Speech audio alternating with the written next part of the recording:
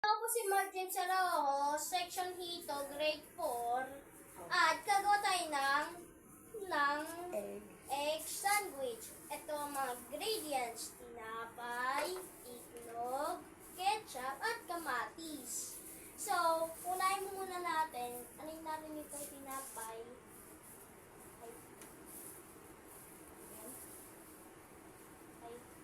Oh, hiwa na siya. Oh. Tapos, yung next ingredient natin, lagyan natin ng ketchup.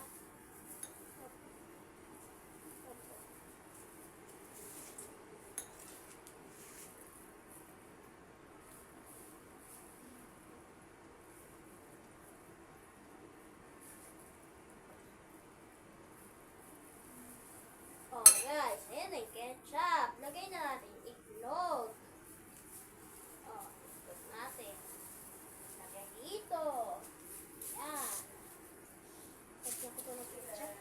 Gusto ko natin yung ketchup. Oh, ito na. Yung kamatis. So, 1, 2, 3. 3 na kamatis. Oh, ito na yung finished product.